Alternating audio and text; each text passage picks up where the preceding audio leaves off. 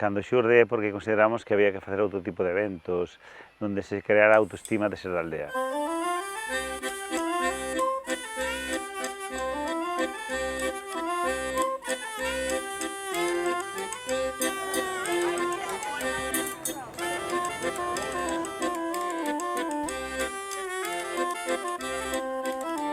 Un roteiro é unha camiñada, neste caso de 3 kilómetros, onde te vas detendo en determinados escenarios e vas encontrando breves escenas de teatro, lugares que te elevan e que te elevan o máis tenro da tua infancia, cando escoitabas as historias de teus pais. Sempre recreamos. Son da aldea nos anos 40 e 50 para partir dunha época onde a xente non tiña problemas de estima. E ti crías nas buxas? Sí. Pero non hai Co rosario na mão a crer nas meigas. É que era un xeito de vivir pois moi satisfactorio para as xentes, que non lo despreciaron tanto que nos hoxe, pois, nos ou moita xente hoxe, pois todavía sigue con complexo de ser da aldea. Hai moitas anécdotas que as recollo da xente maior que eu vou escoitando, sin que elas se den conta e sin preguntar. Quedan na miña memoria, na miña cabeza. Teño unha gana dalle, unhas mareadas. A miña sogra tamén che lle gustou o viño, Puta, sácate daí,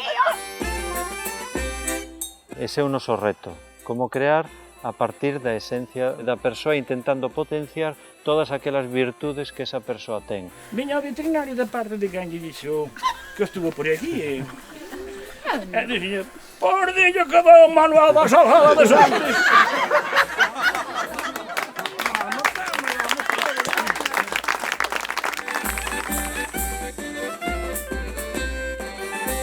En Son da Aldea pode participar toda a persoa que queira.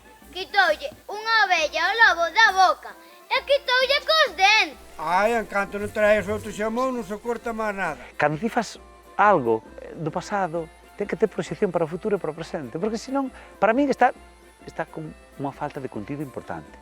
Pero cando che deixa reflexión para que ti digas que estou facendo aquí e por que estou, isto é o que acontece en Son da Aldea. Só comprendendo o pasado podemos construir o futuro. Queremos dar calidade, entón a veces isto nos permite variar tanto o menú, pero na medida do posible podemos ver que cada ano metemos novos produtos. Queremos que haxa unha mensaxe. Esa mensaxe vai a través dos produtos de produtores que están na aldea recuperando tradicións e é o seu medio de vida.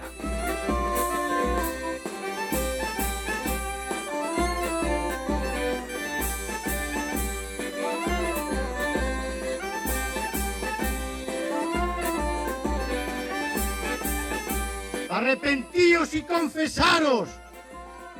Las mujeres, veo muchas en esta campa que parecen energúmenas. Arrepentíos, pecadores. Llorad, llorad.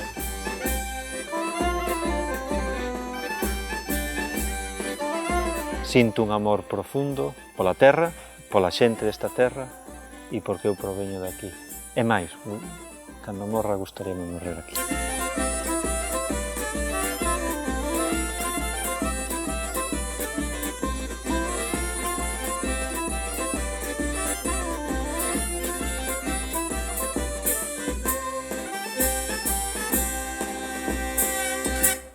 Bueno, e hasta o ano que ven neste Son da Aldea. Fortísimo aplauso para estes dous homes, por favor.